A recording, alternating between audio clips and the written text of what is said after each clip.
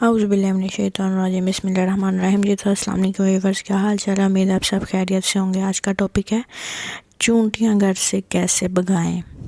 تو اس کا جو جواب ہے وہ یہ ہے کہ ہم سب خواتین یہ چاہ رہی ہوتے ہیں کہ ہمارے گھروں میں جو چونٹیاں ہیں، ہمارے کچن میں یا ہمارے صحن میں یا کہیں بھی چونٹیاں نکل رہی ہوں، تو ہم یہ چاہ رہے ہوتے ہیں کہ یہ چونٹیاں جو ہیں وہ آنا بند ہو جائیں۔ لیکن آج کی ویڈیو دیکھنے کے بعد انشاءاللہ آپ یہ ایسا نہیں کریں گے اور آپ بالکل اپنا ذہن جو ہے وہ تبدیل کر چکی ہوں گی آج کی ویڈیو سے۔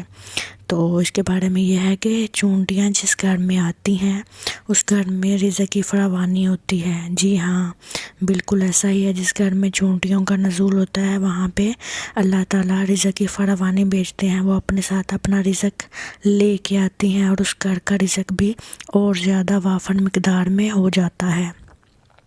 تو اس لیے میری پیاری بہنوں، ہمیں چاہیے کہ ان چونٹیوں کو نہ تو زہریلی دوائیوں سے مارا جائے اور نہ ہی ان کو کوئی بھگانے کے ایسے ٹوٹکے کیے جائیں کہ جن سے ہمارے گھر میں رزق آ رہا ہے یا رزق کی فراوانی ہے وہ کم ہو۔ یہ تو ہم نہیں چاہیں گے۔